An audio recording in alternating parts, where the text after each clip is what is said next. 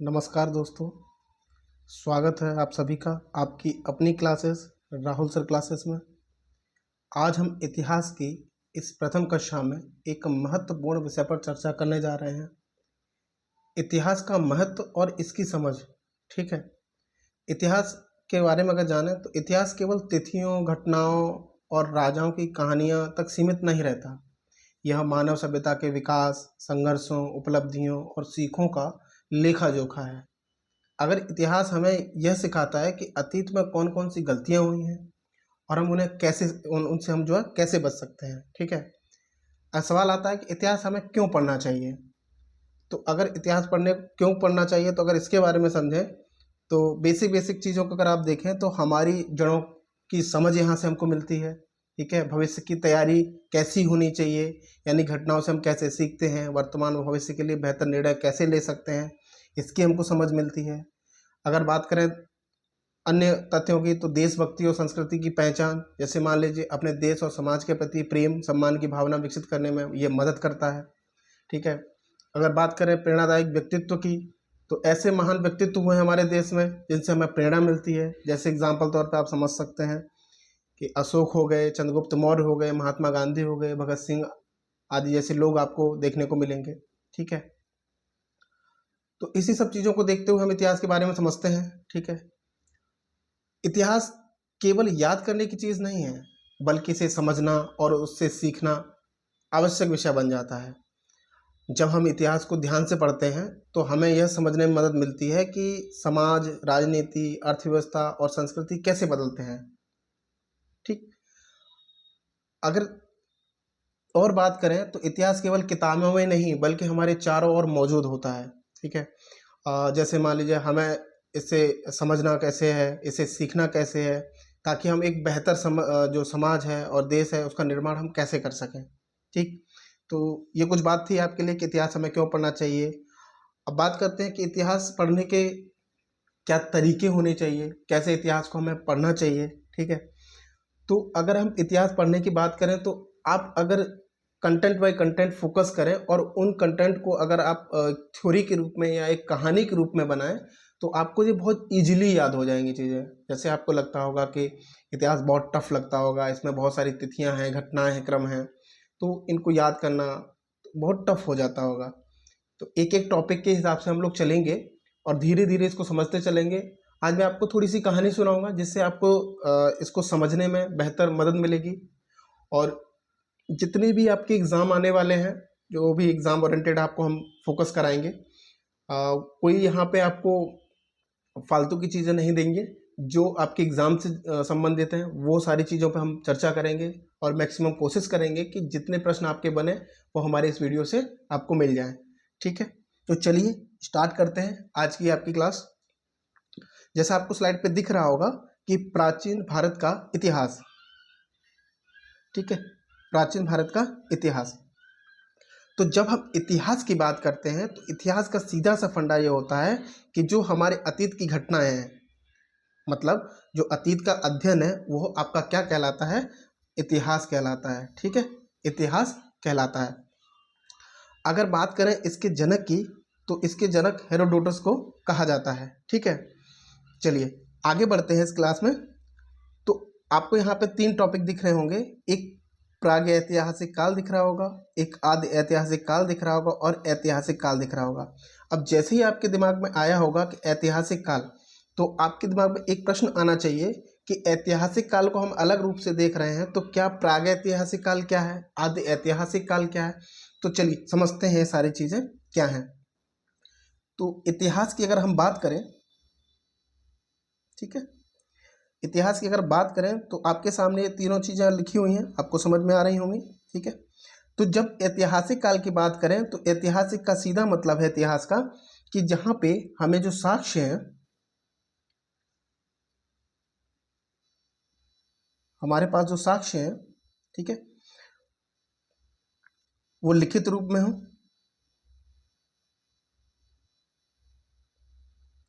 क्या हो, लिखित रूप में हो। ठीक है,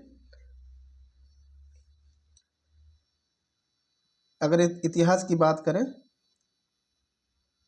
तो साक्ष्य हमें लिखित रूप में मिले हों या लिखित रूप में हो, ठीक है, और उनको लिखा हुआ पढ़ा जा सके, पढ़ा जा सका हो, ठीक है, उसको हम इतिहास के रूप में देखते हैं, उसको हम इतिहास के रूप में देखते हैं।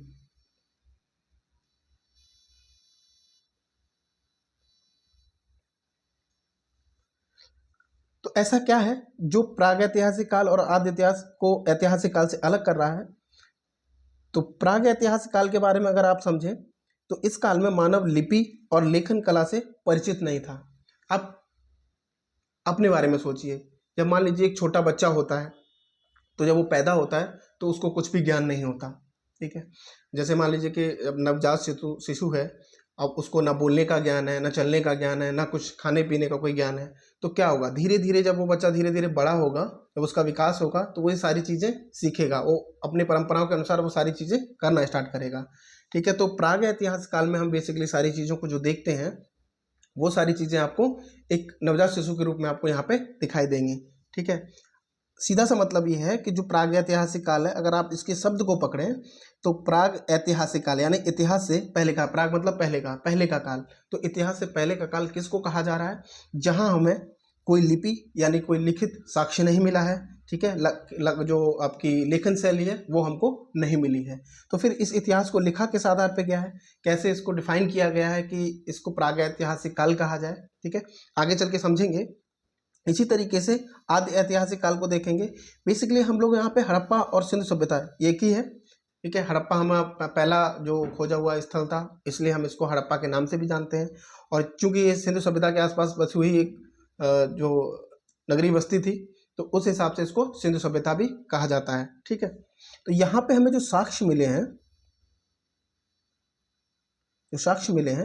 वो लिखित साक्ष्य तो हैं, लिखित साक्ष्य तो हैं, लेकिन उनको अभी तक पढ़ा नहीं जा सका है, ठीक है। अभी तक क्या हुआ है, उनको पढ़ा नहीं जा सका है। तो इस आधार पे हमने इसको आद्य ऐतिहासिक काल कहा है। देखिए, समझने के लिए सिर्फ इतना समझिए इसमें कि आद्य, मैं केवल समझाने के लिए आपसे कह रहा हूँ, इसका ये कोई अर्थ नहीं है कि आद्य ऐतिहासिक काल यानी इतिहास का आधा काल। आधा मतलब आप ऐसे समझ सकते हैं इसको कि हमें ज्ञान तो है, हमारे पास लिखित साक्ष्य भी मिले, लेकिन हम अभी तक पढ़ नहीं पाए हैं इसको, ठीक है। तो इसलिए इसको आद्य ऐतिहासिक काल कह रहे हैं। अगर हम साक्ष्यों की ही बात करें, वापस आते हैं, अगर हम साक्ष्यों की ही बात करें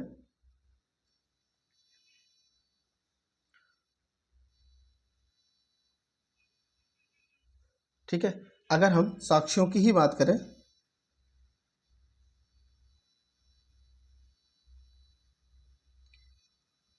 तो देखिए, साक्ष्य आपको दो तरीके से आपको देखने को मिलेंगे। अगर सामान्य वर्गीकरण देखेंगे आप, सामान्य वर्गीकरण, ठीक है, तो इसमें आपको दो टर्म देखने को मिलेंगे। एक आपका होगा साहित्यिक स्रोत और दूसरा आपका मिलेगा पुरातात्विक स्रोत। माफ कीजिएगा, थोड़ी राइटिंग ठीक नहीं दिख रही है, बस आप मैं जो बोल रहा हूँ उसको समझने का प्रयास करिएगा, बाकी आपको स्लाइड में सारा कुछ मिल जाएगा। तो जो साहित्यिक स्रोत है, इसके बारे में अगर हम थोड़ा सा समझें तो जैसे मान लीजिए कोई धार्मिक स्रोत हो गया,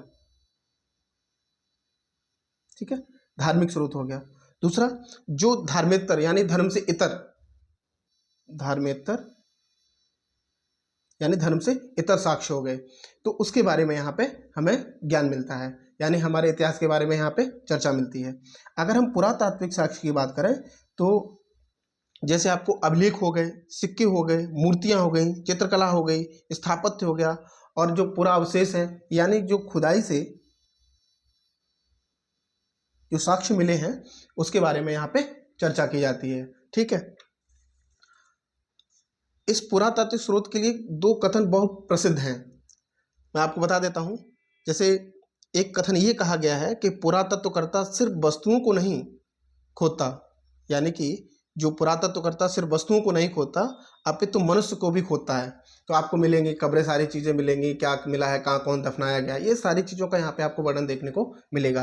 देखिए इसमें इतना डीप नहीं जाएंगे क्योंकि इससे ज़्यादा प्रश्न पूछा नहीं जाता है, कभी कभार एक दो प्रश्न पूछ लिया जाता है, लेकिन जैसे ही हम हड़प्पा की तरफ बढ़ेंगे वहाँ से प्रश्न आपके पूछे जाते हैं और उसके आगे के जितने भी काल होंगे, कालखंड होंगे, उससे प्रश्न लगातार पूछे जाते हैं। वहाँ हम इन सारी चीज़ों पर डीपली आपसे बात करेंगे। ठीक है, तो जैसा मैंने कहा कि हम बहुत ज़्यादा आपको इधर का उधर नहीं करेंगे, कोशिश करेंगे कि आपके पॉइंट टू पॉइंट बात की जाए। ठीक है, एक और कथन है इसी के लिए, जो पुरातात्विक स्रोत है आपका, उसी के लिए एक कथन और भी कहा गया है कि जहाँ से साहित्य मौन हो जाता है वहाँ से पुरातत्व बोलता है। ठीक है, यानी कि यहाँ जो साक्ष्य हो जाते हैं हमारे पास, वो साक्ष्य जब मौन हो जाते हैं तो हमारे पुरातत्व जो कला है हमारी, या जो पुरातत्व जो विधि है, वहाँ जो वो बोलना स्टार्ट कर देती है। ठीक है, तो वापस आते हैं अपनी स्लाइड पे।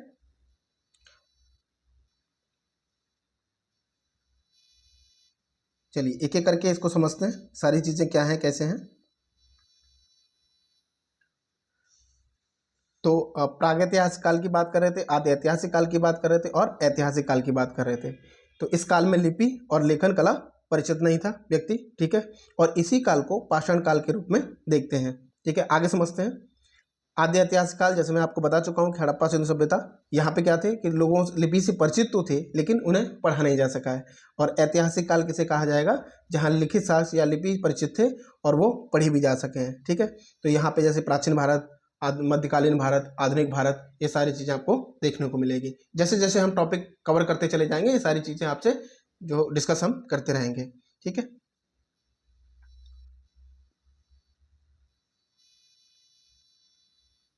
चलिए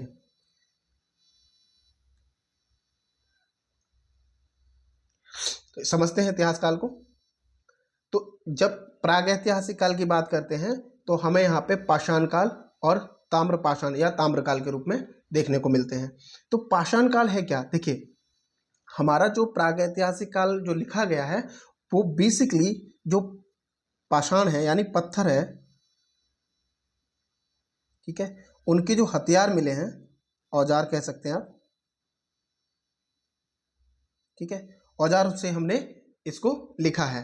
तो जैसे जैसे पत्थरों के आकार में नुकीले और वो जो पतले होते चले गए, हमने इस कालखंड को अलग अलग करके देखा है। तो पहले क्या होता था कि जो पाषाण काल था उसमें आपको कई काल देखने को मिलते हैं, जैसे पूरा पाषाण काल, मध्य पाषाण काल और नव पाषाण काल। इसके आगे भी हम डिवीजन करते हैं, जैसे पूरा पाषाण काल को भी हम तीन पार्ट में बांट के देखते हैं। आपने कभी सुना भी होगा, लेकिन इतना डीप जाने की वैसे जरूरत नहीं है, फिर भी मैं आपको यहाँ पे चर्चा कर दे रहा हूँ। जैसे निम्न पुरापाषाण काल और मध्य पुरापाषाण काल और उच्च पुरापाषाण काल। तो इतना डीप जाने की जरूरत नहीं है, यहाँ से प्रश्न भी आपको पूछा नहीं जाएगा। यहाँ बात करते हैं तो पाषाण काल की, और पहला ही कालखंड आपका पूरा पाषाण काल, दूसरा कालखंड है आपका मध्य पाषाण काल और तीसरा कालखंड है आपका नव पाषाण काल। तो जो पूरा पाषाण काल था तो इसको महापाषाण के रूप में भी देखते हैं आप, महापाषाण। ठीक है, महापाषाण का मतलब ये था कि देखिए बेसिकली जब मनुष्य जब जो क्या बोलते हैं जिसको होमोसेपियंस था, सेपियंस था, तो वहाँ से क्या हो रहा था कि मनुष्य अपने आप को स्टेब्लिश करना सीख रहा था। और जो जो खान पान था, जैसे रहन सहन था, वो सारी चीज़ें हम लोग यहाँ पे देखते हैं। तो पहले खाने पीने के लिए जानवर या इसी सारी चीज़ों का प्रयोग होता था, और जानवरों को, मरे हुए जानवरों को पहले खाने की प्रथा थी। प्रथा इन तरह से क्योंकि कोई संसाधन ऐसा नहीं होता था। लेकिन धीरे धीरे हंटिंग शुरू हुई, मतलब जैसे शिकार शुरू हुआ, तो शिकार करने के लिए औजारों की आवश्यकता होती थी। तो पहले जो पत्थर के औजार हुआ करते थे वो काफ़ी बड़े बड़े पत्थरों का प्रयोग किया जाता था। ठीक है, इसलिए इसको पाषाण की जगह महापाषाण काल भी कह देते हैं। तो बड़े बड़े पत्थरों या औजारों का यहाँ प्रयोग होगा। लेकिन होता क्या है कि धीरे धीरे वो पत्थर की जो स्थिति है उसको नुकीला और पतला किया जाने लगता है, हल्का किया जाने लगता है, जिससे कि वो काफ़ी दूर तक जाने की स्थिति में हो। ठीक है, तो इन्हीं औजारों हथियारों के आधार पर हमने इसका जो है डिवीजन किया है। ठीक है, तो एक एक करके समझते हैं। तो पूरा पाषाण की तरफ हम लोग बढ़ते हैं, पूरा पाषाण की तरफ हम लोग बढ़ते हैं। क्या है पूरा पाषाण में, चलिए तो बात कर रहे हैं हम लोग प्रागैतिहासिक काल की, और उसमें अभी हम पुरा पाषाण की बात कर रहे हैं। तो पुरा पाषाण काल के बारे में जैसे मैं आपको बता चुका हूँ कि प्रागैतिहासिक काल में लिपि से परिचित नहीं था, ठीक है। कालखंड की जानकारी हमें केवल जो है अवशेषों से मिलती है। किससे मिलती है? जो अवशेष हमें प्राप्त हुए उन्हीं से जानकारी मिलती है, ठीक है। अब बात करें पाषाण काल की, तो पाषाण काल सर्वप्रथम 1863 ईस्वी में रॉबर्ट ब्रूस फूट ने पाषाण काल की सभ्यता की खोज की थी। कई बार पूछा भी गया है और आपसे आगे भी पूछे जाने की इसकी संभावना हमेशा बनी रहती है कि सर्वप्रथम खोज जो है सॉरी 1863 ईस्वी में रॉबर्ट ब्रूस फूट ने पाषाणकालीन सभ्यता की खोज की गई, ठीक है। आगे बढ़ते हैं।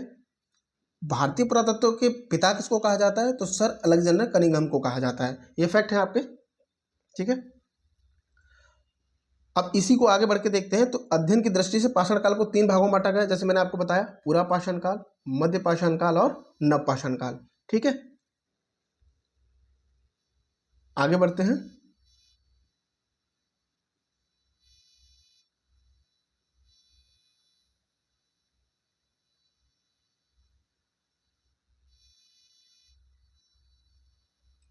चलिए, तो जो पुरा पाषाण काल है यह इतिहास का सबसे प्रारंभिक समय था। इसकी काल अवधि सबसे लंबी मानी जाती है, 20 लाख ईसा पूर्व से 12,000 ईसा पूर्व, ठीक है। ईसा पूर्व यानी कि बिफोर क्राइस्ट। देखिए, जैसे मान लीजिए कि ईसा मसीह का जन्म 1 ईस्वी को मान लिया गया, तो इससे पीछे की तरफ चलने का बीसी यानी बिफोर क्राइस्ट कहलाता है और इससे आगे एडी कहलाता है, ठीक है। आगे और चर्चा कर देंगे इसकी, अभी घबराइए नहीं। आगे बढ़ते हैं। इसी समय के मानव को आदि मानव के रूप में जाना जाता था, ठीक है। जो इस समय का काल था, इस समय आदि मानव को जो है आदि मानव के रूप में माना जाता था। चलिए कुछ पॉइंट्स देख लेते हैं इसके बारे में। तो इस काल में मानव का जीवन अस्थिर था। अस्थिर मतलब ये था कि व्यक्ति एक जगह रह के, जैसे आज हम लोग रहते हैं एक कमरे में रह रहे हैं या एक घर में रह रहे हैं, जो आप लोग हैं स्टूडेंट हैं, किसी एक छोटे कोने से में किसी माचिस की डब्बी में आप लोग रुके हुए होंगे, है ना। ऐसा मैं समझता हूँ कि सीमित संसाधनों में आप अपने पढ़ाई को आगे बढ़ा रहे होंगे, है ना। तो वो सारी चीज़ें थी। लेकिन पहले क्या हुआ करता था कि मानव एक जगह रह करके श्रम या सारी चीज़ें नहीं करता था, चलते हुए आगे बढ़ते हुए काम करता था, ठीक है। तो अस्त्य था, शिकार करके वो भोजन संग्रह करता था, शिकार करता था और उसी से भोजन वो प्राप्त करता था, ठीक है। इस समय का मानव खानाबदोश था सॉरी। आगे बढ़ते हैं। इस समय मानव की सबसे बड़ी उपलब्धि आग की खोज थी। अब ये आपके लिए महत्वपूर्ण हो जाएगा कि आग पूछा जाता है कि आग की खोज किस कालखंड में हुई? तो पूरा पाषाण काल में आग की खोज हुई, ठीक है। आगे बढ़ते हैं।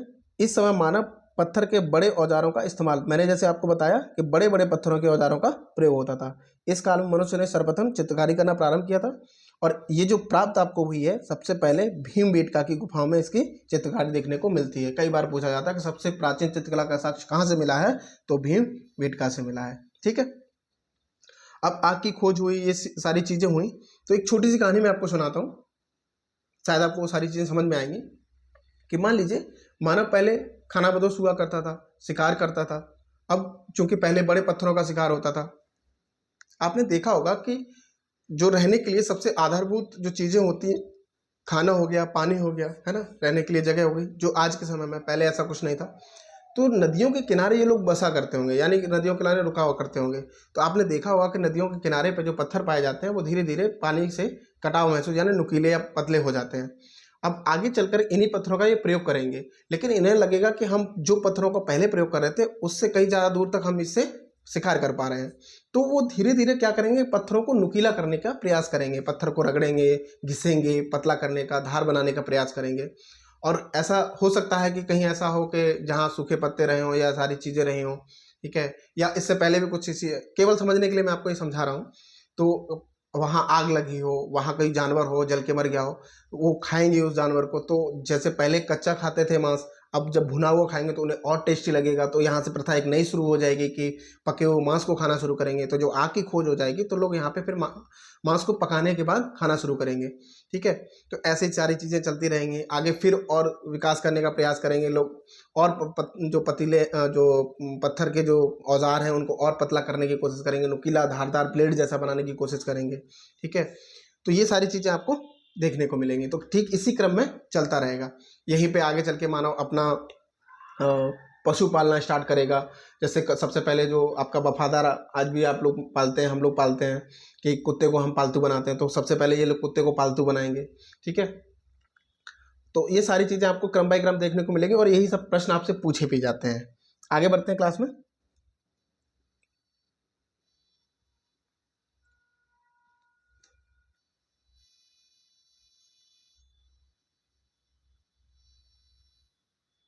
चलिए, तो हम लोग मध्य पाषाण की तरफ बढ़ते हैं। पूरा पाषाण काल सारा हमारा जो पॉइंट्स हमारे इंपॉर्टेंट पॉइंट्स थे, हमने वो सारी चीज़ें देख ली हैं। ठीक है,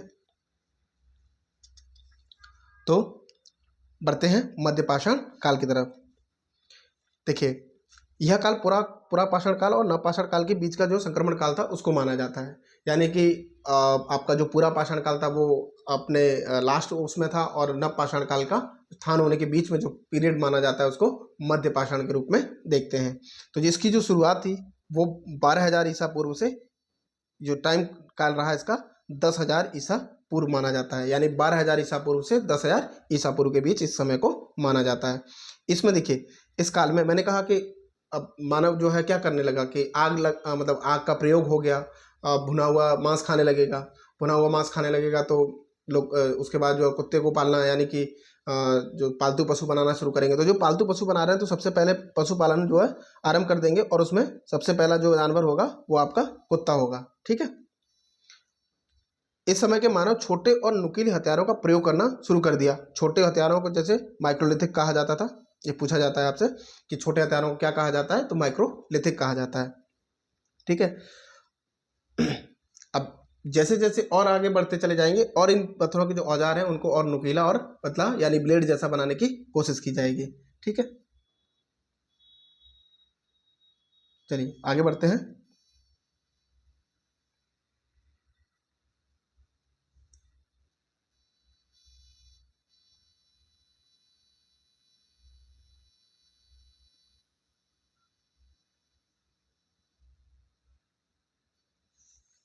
नवपाषाण काल।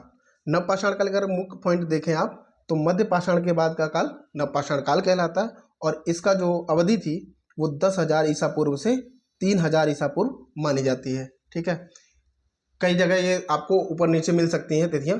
ठीक है, घबराने की जरूरत नहीं है, यहाँ से प्रश्न पूछा भी नहीं जाता है, लेकिन आप इसको मान सकते हैं। इस काल में मानव स्थायी आवास। अब देखिए, चूंकि मानव क्या हुआ कि अब शिकार करना अच्छे से आने लगा, तो शिकार करके फिर एक जगह रहने के लिए, एक जगह व्यवस्था करने के लिए ये लोग रुकेंगे, और यहीं जो रुकेंगे तो नदियों के कहीं किनारे आसपास। तो जब स्थायी निवास बनाएंगे तो लोग क्या करते होंगे कि पहले गड्ढा खोदते होंगे और उसमें रहने का प्रयास करते होंगे।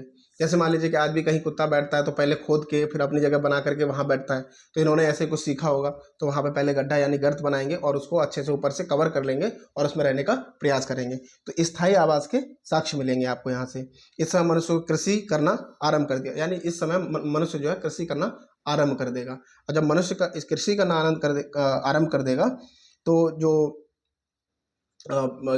पशुपालन है, जो अन्य पशुपालन है वहाँ भी वो भी आपका स्टार्ट कर देगा। तो जो विधिवत पशुपालन भी यहाँ पे शुरू कर दिया गया। ठीक है, और इसी समय एक नई खोज होती है, पहिए की खोज। ठीक है, पहिए की खोज, जैसे मान लीजिए कोई पत्थर लुढ़कता हुआ इन्हें समझ में आया, तो उन्हें लगा होगा कि कोई गोल सी जैसी संरचना रहेगी जो कि आप इसको बहुत ईजिली धकेल सकते हैं या इसको चला सकते हैं। आपने देखा होगा कि आपने तो शायद नहीं चलाया होगा, लेकिन बचपन में बच्चे आज भी टायर वगैरह जैसी संरचनाएं चलाते हैं चीज़ें चलाने के लिए। वो ये खेल हुआ करता था, हम भी कभी खेले हैं सब चीज़ को, है ना। चलिए आगे बढ़ते हैं अपनी क्लास में, और कुछ पॉइंट देख लेते हैं। इसके बाद मैंने बताया था आपको पाषाण काल के बाद ताम्र पाषाण काल। ठीक है, ताम्र पाषाण कोई खास ज़्यादा वो नहीं है, जहाँ से ज़्यादा प्रश्न पूछा भी नहीं जाता। जो एक दो पॉइंट है वो बस आप देख लीजिए कि जो ताम्र पाषाण काल है वो बेसिकली यहाँ पे तांबे का प्रयोग होना स्टार्ट, जो पत्थर है पत्थरों के साथ साथ यहाँ तांबे का भी प्रयोग होने लगा था, इसलिए हम इसको ताम्र पाषाण काल भी कह देते हैं। तो नव पाषाण काल के आखिरी समय में ही ताम्र पाषाण की शुरुआत हो गई थी। ठीक है, यानी ताम्र पाषाण युग की शुरुआत हो गई थी, जो नव पाषाण काल है उसके आखिरी समय में। इस समय मानव तांबे की खोज कर ली थी, बस यही इसका वो है। ठीक है, आपको एक क्षेत्र मिलेगा दैमाबाद। दैमाबाद, यहाँ से आपको तांबे का ढेर मिला है। आगे बढ़ते हैं। इस काल में मनुष्य ने पत्थरों के साथ साथ तांबे के उपकरणों का भी प्रयोग किया था। बस यही है कि पत्थरों के साथ साथ तांबे का प्रयोग होना स्टार्ट हो गया था यहाँ पे, इसलिए इसको ताम्र पाषाण काल कह देते हैं। ठीक है, चलिए आगे बढ़ते हैं और कुछ महत्वपूर्ण पॉइंट देख लेते हैं हम लोग।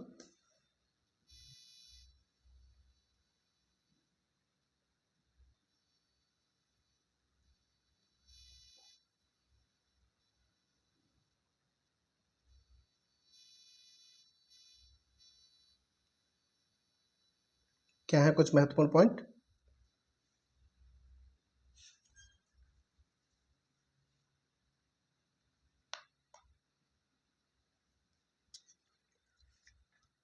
माफी चाहता हूँ। तो सबसे पहले मनुष्य ने कौन सा पालतू जानवर, देखिए मैं आपको बता चुका हूं कि सबसे पहले किसको पाला, कुत्ते को पाला। अगर बात करें कि धातु की खोज, तो तांबा हुआ था, जैसे ताम्रपाषाण में देखा, पहले पत्थरों का प्रयोग हो रहा था, अब तांबे का प्रयोग होने लगा साथ साथ। तो सबसे पहले धातु कौन सी प्रयोग में आने लगी, तांबा। ठीक है, और सबसे पहले मनुष्य ने क्या जो बोया या उगाया, जिसकी खेती की, तो जौ और गेहूं, जिसमें आपको जौ, इसको सबसे पहले उगाया गया। ठीक है, जो साक्ष्य मिले हैं हमें, तो जैसे आपको साक्ष्य मिलते होंगे, मेहरगढ़, ये कहाँ पड़ता है आपका, बलूचिस्तान। यहाँ मनुष्य ने पहली कृषि के साक्ष्य देखने को मिलते हैं। मनुष्य द्वारा जो पहली कृषि है उसके साक्ष्य मेहरगढ़ से आपको देखने को मिलते हैं। ठीक है, मेहरगढ़ से देखने को मिलते हैं।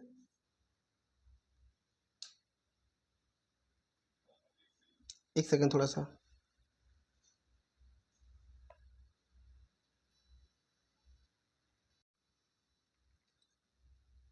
चलिए। हाँ, तो हम बात कर रहे थे मेहरगढ़, यहाँ से मनुष्य पहली कृषि के साक्ष्य मिलते हैं। ठीक है, मनुष्य के द्वारा। अगला है बुर्जहोम, ये आपका कहाँ पड़ता है, कश्मीर में। ये स्थल है आपके जहाँ से उस साक्ष्य आपको प्राप्त हुए हैं।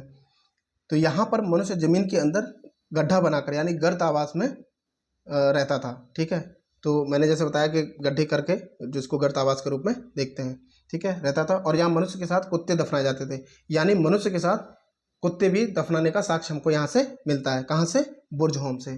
ठीक है, यहाँ से लगभग जो है आपके 16 गर्तावास मानव के साथ कुत्ते, लगभग कितने, 16, कितने मिले हैं, 16 गर्तावास आपको देखने को मिलते हैं। आगे बढ़ते हैं, कुल्डी हवा, ये कहाँ पड़ता है आपका, उत्तर प्रदेश में।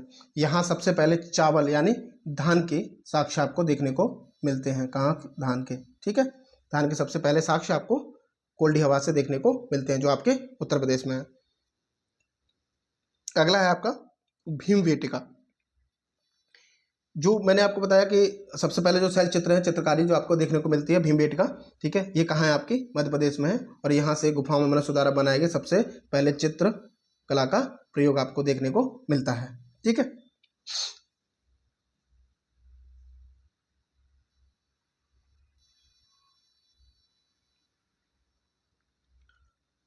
कुछ और महत्वपूर्ण बात करते हैं हम आपसे। जैसे आपका एक स्थल है चिरांद। ठीक है, ये आपका कहाँ पड़ता है, बिहार में।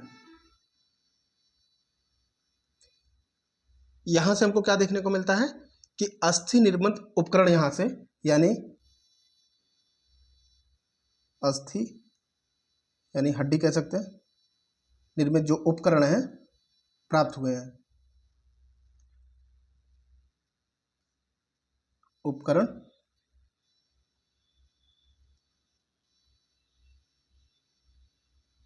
उपकरण हमको यहाँ से प्राप्त हुए हैं। ठीक है, एक आपका और स्थल पड़ता है गुफ कराल। गुफ कराल, ठीक है, जो गुफ कराल है, इसको कुम्हार की गुफा के रूप में भी देखते हैं। ये आपका जम्मू कश्मीर में स्थित है। कहाँ पे है ये, जम्मू कश्मीर में स्थित है। यहाँ से हस्तनिर्मित जो मृदभांड है, यानी जो हाथ के निर्मित मृदभांड यहाँ से प्राप्त हुए हैं। ठीक है, और इसमें यहीं से आप देखेंगे कि समतल धरातल के ऊपर मकान का साथ जो है साक्ष्य मिला है। जो समतल धरातल है उस पर मकान का साक्ष्य आपको यहाँ से देखने को मिला है गुफखराल से। ठीक है, एक और आपका है महगढ़ा।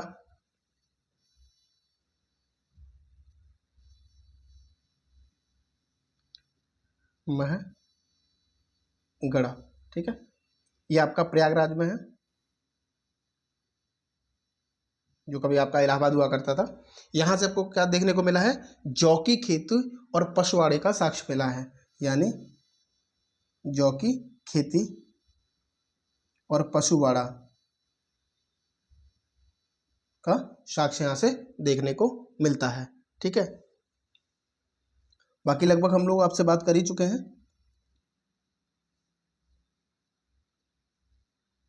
तो आज की क्लास यहीं तक थी आपकी, आपको समझ में आया होगा।